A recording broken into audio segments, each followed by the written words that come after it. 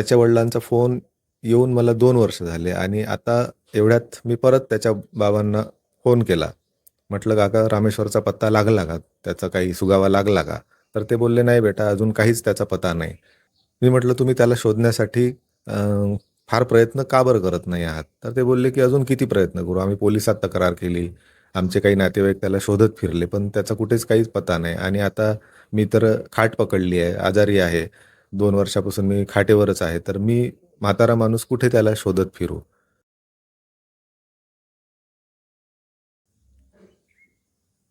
मी ज्या सत्संगात जायचो त्या सत्संगात एक रामेश्वर नावाचा तरुण यायचा. तो माझ्यापेक्षा 3-4 वर्षांनी लहान असेल कदाचित. तर भंडारा जिल्ह्यातून एका छोट्याशा गावातून नागपुरात शिकण्यासाठी आलेला. ग्रॅज्युएशन झालं होतं त्याचं आणि तो स्पर्धा परीक्षांसाठी प्रिपरेशन त्याचं सुरू होतं. एखादी सरकारी नोकरी मिळवायची आणि आपलं करिअर सेट करायचं असं त्याचं ध्येय होतं. तर त्याचं ते सुरू असतानाच त्याला कुणीतरी आमच्या सत्संगाबद्दल सांगितलं आणि मग तो सत्संगामध्ये जॉइन झाला. माझ्यासारखाच तो तिथे रेग्युलर यायचा. प्रत्येक प्रवचन अटेंड करायचा, प्रत्येक शिबिर अटेंड करायचा आणि प्रत्येक शिबिरामध्ये तो सेवा द्यायला असायचा. तर त्याच्या करिअर सोबतच त्याचा हाही प्रवास सुरू झाला होता. एखादी सरकारी नोकरी मिळवून करिअर सेट करायचं आणि इकडे आध्यात्मिक लक्ष्य प्राप्त करून जीवनाचं कल्याण करून घ्यायचं, असा एक साधा भोळा-भाबडा भाव त्या पोराचा होता.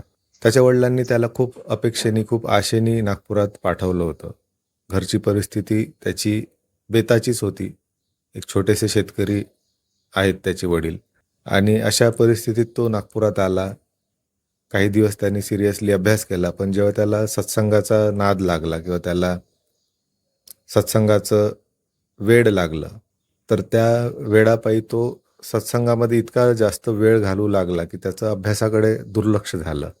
पुढं चालून तो सत्संगामध्ये इतका रमत गेला. गुरूंची भक्ती, गुरूंची सेवा ह्या सगळ्या गोष्टी त्याच्या लाईफचा असा एक भाग होत गेला, की त्याला अ, अभ्यासाचं भान राहत नव्हतं. त्याचं अभ्यासाकडे दुर्लक्ष होऊ लागलं. मग आता आई-वडिलांनी ज्या गोष्टीसाठी त्याला इथे पाठवलं होतं, त्या गोष्टी जर तो करत नाही आहे, तर त्याच्यावर मग घरून प्रेशर येत होतं, की जर तू एक्झाम देत नाही आहे किंवा एक्झाममध्ये कोणत्याच पास होत नाही आहे, तर तू परत येऊन जा गावी. पण त्याला या सत्संगाचं वेड लागल्यामुळे तो गावी जात नव्हता आणि मग अशा वागण्यामुळे त्याचे घरी वाद व्हायचे किंवा त्याच्या घरून त्याच्यावर प्रेशर यायचं. घरच्यांशी तो चांगला वागत नव्हता. त्याला असं वाटायचं, की हे माझ्या आध्यात्मिक लक्ष्यामध्ये अडथळा आणून राहिले. यांना माहीत नाही, की मी किती मोठं आध्यात्मिक लक्ष्य प्राप्त करण्याच्या मार्गावर चालतो आहे. तर त्याला असं वाटायचं आणि त्यामुळे मग तो घरच्यांशी थोडासा फटकूनच वागायचा. म्हणजे त्यांच्याशी कमी बोलणं, त्यांना टाळणं किंवा त्यांच्याशी बोलणं झालंच तर त्यांच्यासोबत वाद घालणं, या प्रकारच्या गोष्टी तो करू लागला. म्हणजे त्याच्या जीवनात गुरूंचं महत्त्व इतकं जास्त वाढलं, आध्यात्मिक लक्ष्याचं महत्त्व इतकं वाढलं, की त्याला घरच्यांशी काही घेणं-देणं उरलं नाही, त्याच्या स्वतःच्या करिअरशी काही घेणं-देणं उरलं नाही आणि तो पूर्णपणे त्या सत्संगामध्ये रमत गेला. पुढे मी काही वर्षांनी ते सत्संग सोडलं. तर ते सत्संग सोडायच्या आधी माझी रामेश्वरशी 1-2दा भेट झाली होती आणि थोड्याशा चर्चा झाल्या होत्या. तर त्यालाही काही लॉजिकल प्रश्न पडायला सुरुवात झाली होती. कारण त्या सत्संगामध्ये त्याच्यासोबत काही लोकांनी थोडं डिस्क्रिमिनेशन केलं होतं. त्याच्याशी थोडासा भेदभावपूर्वक आणि थोडेसे द्वेषपूर्वक ते लोकं वागले होते. तर त्यावरून तो थोडासा नाराज होता आणि त्यांनी माझ्याशी एकदा शेवटची चर्चा केली होती, की "तुम्ही का बरं सत्संग सोडलं? तुमच्या मनात पण असे विचार येतात का? तुमच्या मनात पण गुरूंबद्दल आता शंका येऊ लागल्यात का?" तर अशा अशा प्रकारची एक चर्चा माझी त्याच्याशी झाली होती. ते त्याच्याशी माझं शेवटचं बोलणं. त्यानंतर मग मी सत्संगात जाणं सोडलं आणि तिथल्या लोकांशी माझा काही संपर्क किंवा संबंध उरला नाही. मग खूप वर्ष गेलेत. नंतर मी Facebookवर लिहायला वगैरे सुरुवात केली आणि ह्या आध्यात्मिक लोकांना एक्सपोज करायला सुरुवात केली. खूप वर्ष गेलीत तिथून जवळपास 10 वर्ष गेल्यानंतर मला आत्ता 2 वर्षाआधी त्याच रामेश्वरच्या बाबांचा फोन आला होता. त्यांच्यापाशी माझा नंबर असेल किंवा त्यांनी कुठून तरी घेतला असेल. तर त्यांनी मला फोन केला आणि त्यांनी एक प्रश्न विचारला. ते बोलले, की "माझा मुलगा रामेश्वर कुठे आहे हे तुम्हाला माहीत आहे का?" मला ते ऐकून थोडंसं मी अवाक झालो. म्हटलं, "कुठे आहे म्हणजे काय? तो तुमच्यासोबत नाही का?" तर ते बोलले, की "नाही, तो गेल्या 1-1.5 वर्षापासून बेपत्ता आहे. त्याचा काहीच पत्ता नाही. तो कुठे आहे? काय करतो आहे? नागपुरात आहे की कुठे आहे त्याचा काहीच पत्ता नाही. तो जिवंत आहे की मेला आहे हे पण आम्हाला माहीत नाही. मग मी त्यांना म्हटलं, "तुम्ही पोलिसामध्ये तक्रार टाकली का?" तर त्यांनी बोलले की पोलिसामध्ये पण त्याची मिसिंग कंप्लेंट आम्ही टाकलेली आहे. पण त्याचा काहीच पत्ता लागत नाही आहे. तर त्यांना मी सांगितलं की "काका आता मी त्या सत्संगात जात नाही. माझा आणि त्याचा संबंध नाही. माझा काहीच संपर्क नाही. तिथल्या लोकांशी पण माझा काही संपर्क नाही. त्यामुळे मला तर त्याच्याबद्दल काही माहिती नाही."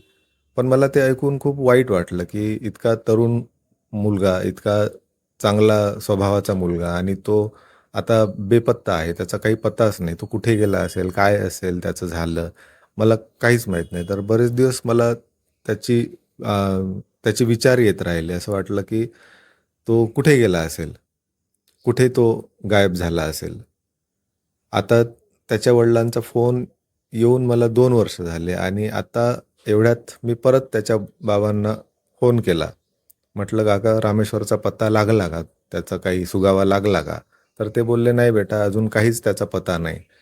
मी म्हटलं, "तुम्ही त्याला शोधण्यासाठी अ, फार प्रयत्न का बरं करत नाही आहात?" तर ते बोलले, की "अजून किती प्रयत्न करू? आम्ही पोलिसात तक्रार केली. आमचे काही नातेवाईक त्याला शोधत फिरले, पण त्याचा कुठेच काहीच पत्ता नाही आणि आता मी तर खाट पकडली आहे, आजारी आहे. 2 वर्षापासून मी खाटेवरच आहे. तर मी म्हातारा माणूस कुठे त्याला शोधत फिरू?" तर मला खूप वाईट वाटलं त्यांचं ते ऐकून. तर असा तो रामेश्वर कुठे आहे, काय आहे कुणालाच माहीत नाही. मला त्याचा चेहरा अजूनही आठवतो. साधा भोळा पोरगा होता.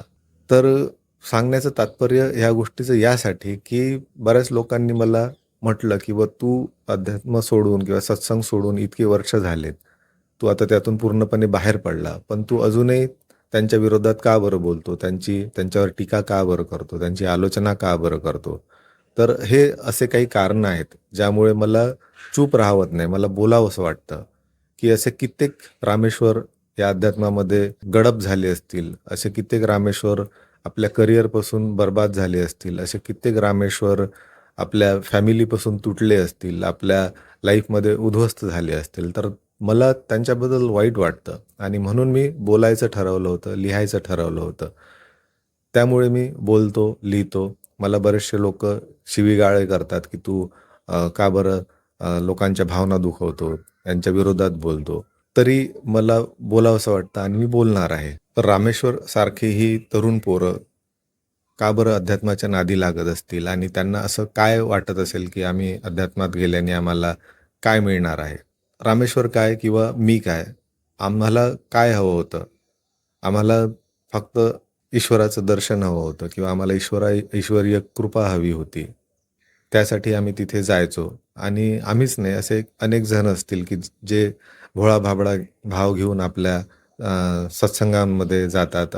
कोणत्यातरी गुरूंच्या शरणमध्ये जातात. तर या सत्संगांमध्ये असं काय प्रॉमिस केलं जातं? असं काय आश्वासन दिलं जातं? किंवा असं काय प्रलोभन दिलं जातं? ज्याला पाहून इतके हजारो, लाखो लोकं आपलं घरदार सोडून, करिअर सोडून त्या सत्संगांमध्ये जाऊन बसतात. तर हेच मी आज तुम्हाला थोडंसं समजावून सांगणार आहे. जर तुम्हाला एखादं प्रॉडक्ट मार्केटमध्ये विकायचं असेल, तर त्या प्रॉडक्टची आधी जाहिरात करावी लागते, मार्केटिंग करावी लागते. समजा तुम्हाला अंघोळीचा साबण विकायचा असेल, तर तुमचा साबण मार्केटमध्ये उपलब्ध असलेल्या इतर साबणांपेक्षा का आणि कसा बेटर आहे, हे तुम्हाला ग्राहकांना पटवून द्यावं लागेल. जर तुम्ही तसं पटवून देऊ शकलात, तरच ग्राहक तुमचा साबण विकत घेणार असतात.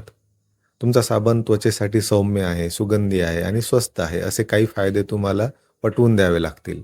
सेम अशीच मार्केटिंग आणि जाहिरातबाजी आध्यात्मिक गुरूंची सुद्धा करण्यात येते. हे मार्केटिंगचे काम त्यांचे भक्त आणि अनुयायी करत असतात आणि तेही फुकटात. आमचे गुरु इतर गुरूंपेक्षा कसे बेटर आहेत हे पटवून देण्याचं काम या गुरूंचे प्रचार कार्य करणारे अनुयायी करत असतात. आम्ही या गुरूंची दीक्षा घेतली तेव्हापासून आमच्या आयुष्यात काय-काय आणि किती-किती छान गोष्टी घडल्यात हे सांगत फिरणारे अनुयायी म्हणजे फुकटात काम करणारी एक पी-आर यंत्रणाच असते. मी ज्या गुरूंच्या सत्संगात जायचो, त्या गुरूंचाही असाच प्रचार केला जायचा. त्यांचे सत्संग, त्यांचे शिबिर केल्यापासून आमच्या जीवनात किती सकारात्मक परिवर्तन घडून आलेत, हे सांगत फिरण्याचं काम त्या गुरूंचे अनुयायी करत असतात. हे प्रचार कार्य करण्यासाठी त्यांना एक आमिष दाखवले जाते. ते गुरु या अनुयायांना असे सांगतात, की जर तुम्ही सत्याचा म्हणजे अप्रत्यक्षपणे त्यांच्या सत्संगाचा प्रचार-प्रसार कराल, तर तुमच्या जीवनात तेवढ्याच जास्त प्रमाणात ईश्वरीय कृपा बरसेल. आध्यात्मिक कृपेच्या लालसेपोटी हे भक्तजन मग जो मिळेल त्याला आपल्या गुरूंचे आणि त्यांच्या सत्संगाचे गोडवे सांगत फिरतात. या प्रचार कार्याला ते सत्यमुख सेवा असे गोंडस नाव देतात. यांच्या सत्संगात अधिकाधिक लोकांनी यावं यासाठी काही प्रलोभनं ते देत असतात. आमचं सत्संग केल्याने तुम्हाला सकारात्मक दृष्टिकोन प्राप्त होतो. तुमचे निगेटिव्ह विचार कमी होतात. तुम्ही भूतकाळ आणि भविष्यकाळाच्या चिंतेतून मुक्त होऊन वर्तमानात जीवन जगू लागता. अशा प्रकारची काही आमिष दाखवली जातात. बरं, हे तर झाले भौतिक किंवा लौकिक फायदे. याच्याही पुढे जाऊन ते सांगतात की आमच्या गुरूंच्या कृपेने तुमच्या जीवनाचे कल्याण होईल. आमच्या गुरूंनी दिलेली साधना केल्याने तुम्हाला आत्मसाक्षात्कार प्राप्त होईल. जिवंतपणी मोक्ष प्राप्त होईल. ईश्वर प्राप्ती होईल. यांच्या गुरूचा आणि यांच्या संस्थेचा उद्देश स्पष्ट करताना हे सांगत असतात की पृथ्वीवर उच्चतम विकसित समाजाचे निर्माण करणे हेच यांचे लक्ष्य आहे. आता उच्चतम विकसित समाज म्हणजे काय? तर शारीरिक, मानसिक, सामाजिक, आर्थिक आणि आध्यात्मिक अशा 5ही स्तरांवर उच्चतम आणि समांतर विकास झालेला समाज म्हणजे उच्चतम विकसित समाज अशी ती त्या समाजाची व्याख्या करतात. ही एका आदर्श समाजाची युटोपियन कल्पना आहे. युटोपिया म्हणजे असा काल्पनिक प्रदेश जिथे सर्व काही परफेक्ट आणि आदर्श रूपात उपलब्ध आहे. जिथले लोक शरीर आणि मनाने स्वस्थ आणि सुखी आहेत. जिथं कुणातही कोणतेही दुर्गुण नाहीत. ज्या समाजात अपराध आणि हिंसा नाही, दुःख नाहीत, अज्ञान नाही, एकूणच नकारात्मक अशी कोणतीही गोष्ट नाही. असा समाज पृथ्वीवर निर्माण करणे हे आमच्या गुरूंचे मिशन आहे असे ते अनुयायी सांगत असतात. आता इतकी मोठी आमिष दाखवल्यावर कुणालाही त्याबाबत आकर्षण वाटणं स्वाभाविक आहे. या आमिषांना बळी पडून भाविक भक्त त्या गुरूंना शरण जाऊन त्यांचे शिबिर करायला सुरुवात करतात. आता या सर्व फायद्यांमध्ये सर्वात मोठा आणि पारलौकिक फायदा म्हणजे आत्मज्ञान अर्थात आत्मसाक्षात्कार प्राप्त करून त्या निर्वाणावस्थेत कायमस्वरूपी स्थापित होणे. म्हणजेच एक सेल्फ रिअलायझेशन आणि दुसरं सेल्फ स्टॅबिलायझेशन असे 2 परमध्येय तुम्हाला प्राप्त करायचे आहेत आणि ते प्राप्त करण्यास आमचे गुरु तुम्हाला मदत करतील अशी आश्वासनं आणि प्रलोभनं दिली जातात. हे सारं काही एका विशिष्ट आणि पद्धतशीर रीतीने नवीन जुळलेल्या अनुयायांच्या डोक्यात यशस्वीरित्या भरवले जाते. एकदा हे डोक्यात शिरलं की मग सुरू होतो एक असा आध्यात्मिक प्रवास ज्याला मग अंत नाही. सेल्फ रिअलायझेशन म्हणजेच आत्मसाक्षात्कार ज्याला होतो त्याच्या दुःखाचा समूळ विच्छेद होतो. त्याला मोक्ष प्राप्त होतो आणि तो एका विलक्षण, अवीट, अक्षय आणि परमोच्च अशा आत्मआनंदात कायमस्वरूपी स्थापित होतो असे सांगितले जाते. विशेष म्हणजे आमचे गुरु स्वतः त्याच परम अवस्थेत स्थापित असल्याचा दावा हे अनुयायीगण करत असतात. ही अवस्था प्राप्त करण्यासाठी ते सुरुवातीलाच काही नियम बांधून देतात. त्या नियमांचे पालन करणे हे या अनुयायांना अनिवार्य आणि बंधनकारक असते.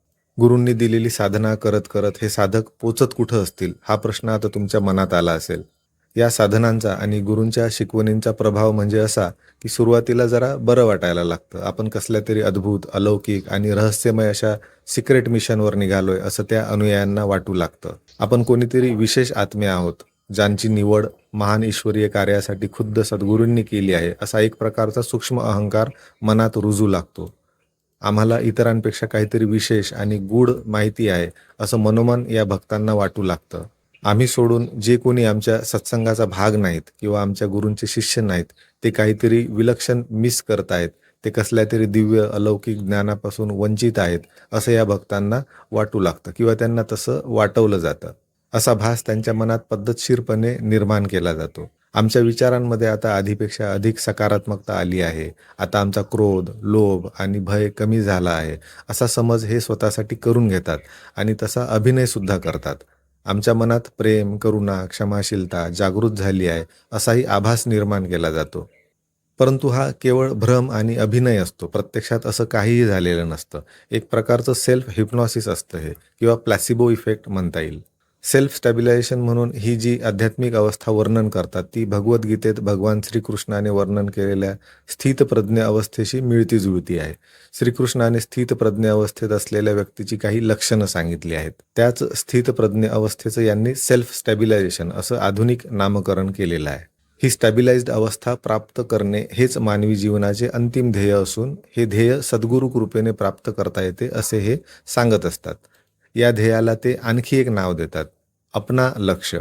आता हे अपना लक्ष्य काय आहे? या अपना लक्ष्यमधला जो ए आहे, ए अक्षर, तर त्याचा अर्थ होतो अकंप मन. असे मन जे सुखदुःखात स्तुती किंवा निंदा झाल्यास कंप पावत नाही, म्हणजे विचलित होत नाही. कोणतीही आणि कशीही परिस्थिती असू दे, मनाची अवस्था अविचलित असते, अकंप असते. आता ह्या अपनामधलं पी अक्षर म्हणजे काय, तर प्रेमन, असे मन जे प्रेम आणि करुणेने ओतप्रोत भरलेले आहे. मित्र असो वा शत्रू, प्रत्येक जीवाबद्दल शुद्ध करुणा आणि प्रेम भरलेले आहे असे मन म्हणजे प्रेमन. यातलं एन अक्षर म्हणजे निर्मल असे मन जे विकारांपासून मुक्त झालेले आहे. ज्या मनात आता काम, क्रोध, लोभ, मोह, मद आणि मत्सर हे विकार उरले नाहीत असे मन. आणि शेवटचा ए म्हणजे आज्ञाकारी मन, ज्याने इंद्रियावर ताबा मिळवला आहे असे मन. तर हे अपनालक्ष्य प्राप्त करणे हेच जीवनाचे अंतिम ध्येय आहे असे आमचे गुरु सांगायचे. आता मुख्य प्रश्नाकडे वळूयात. या साधना करून किंवा या गुरूंच्या मार्गावर चालून किती जण या अंतिम लक्ष्यापर्यंत पोहोचले असतील? गेल्या 25 ते 30 वर्षात या साधना करून लाखो लोक स्थितप्रज्ञ व्हायला हवी होती, नाही का? लाखो नकोत, पण हजारो तरी. हजारो नकोत, पण शेकडो तरी. शेकडो नकोत, पण 10-20 तरी. 10-20 नकोत, पण 2-4 तरी. बरं, 2-4ही जाऊ द्यात. एक जण तरी स्थितप्रज्ञ किंवा जीवनमुक्त किंवा यांच्या भाषेत स्टॅबिलाइज्ड झाला का? आता एक जणही सोडून देऊ. खुद्द गुरु तरी स्थितप्रज्ञ आहेत का? असतील तर त्यांची प्रज्ञा स्थिर झाली आहे हे कसे तपासायचे? ते जे ज्ञान देण्याचा दावा करतात, ते ज्ञान त्यांच्या स्वतःच्या आचरणात उतरले आहे की नाही हे पडताळून बघणे आवश्यक आहे की नाही? की ते सांगतात म्हणून आपण डोळे झाकून त्यावर विश्वास ठेवायचा? तर सत्य काय ते मी पडताळून पाहिले असता माझ्या असे लक्षात आले की हे सारे अनुयायी तर जीवन परिवर्तित झाल्याचं ढोंग करतातच, पण यांचा गुरुही गुरु असण्याचं ढोंग करतोय. विशिष्ट प्रसंगी क्रोध करताना, विशिष्ट लोकांचा द्वेष करताना मी या ढोंगी माणसाला स्वतः बघितलंय. हा कसला स्थितप्रज्ञ? आणि याचे अनुयायी तर एकाहून एक नमुने आहेत. हे काय उच्चतम विकसित समाजाचे निर्माण करतील? यांच्या घरात कलह असतो, हे कर्जबाजारी असतात, हे बेईमानीचा धंदा करतात, हे लफडी करतात. माझ्यासोबत सत्संगात सेवा देणाऱ्या अनेक अनुयायांची लफडी मला माहीत आहेत. कोणी धुतल्या तांदळाचा नाही तिथे. एक जात ढोंगी आहेत सारेच्या सारे. यांना वाटतं यांचे गुरु यांना या मायारूपी संसारातून तरुण घेऊन जातील. यांना वाटतं यांना मोक्ष प्राप्त होईल किंवा स्वर्ग तरी प्राप्त होईल. हे लालची लोक आहेत. घृणा आणि हिंसा यांच्या मनात भरलेली आहे. हे विनम्रतेचं ढोंग करतात. हे हेकेखोर असतात. हे क्षमाशीलतेचं ढोंग करतात. हे लफडीबाज असतात. हे चारित्र्यवान असल्याचं ढोंग करतात. यांचे बरबटलेले चेहरे मी जवळून बघितले आहेत. एखादाच असतो प्रामाणिकपणे भक्ती करणारा, पण असा माणूस यांना नको असतो. हे त्याला बाहेर हाकलून देतात, वाळीत टाकतात. कारण असा माणूस यांच्या अवतीभवती असला की यांना स्वतःच्या किळसवाण्या चेहऱ्याचे दर्शन होत असते. म्हणून कोणताही गुरु जर तुम्हाला रहस्यमय, गूढ अशा कथा सांगून आपल्या जाळ्यात ओढायचा प्रयत्न करत असेल, तर आधी त्याच्या त्या ज्ञानाची विश्वासार्हता पडताळून बघा. त्याचे उपदेश आणि त्याचं आचरण यात काही सुसंगती आहे की विसंगती आहे हे तपासून पहा आणि मगच कुणाला गुरु करा. नाहीतर रामेश्वर सारखे अनेक जण असेच काळाच्या पडद्याआड गडप होत जातील. काही जण आपल्या करिअरमधून उद्ध्वस्त होतील, काही जण आपल्या कुटुंबियांपासून दुरावतील. तर दिखावे पे मत जाओ, अपनी अक्कल लगाओ, हेच मी सर्वात शेवटी तुम्हाला सांगेन की आपला तर्क, आपला विवेक आणि आपली बुद्धी ही जागृत ठेवून प्रश्न करा आणि प्रश्न केल्यानंतर त्याचं जे उत्तरं मिळतील, लॉजिकल उत्तरं मिळतील, तर त्यानंतरच तुम्ही कोणताही निर्णय घ्या.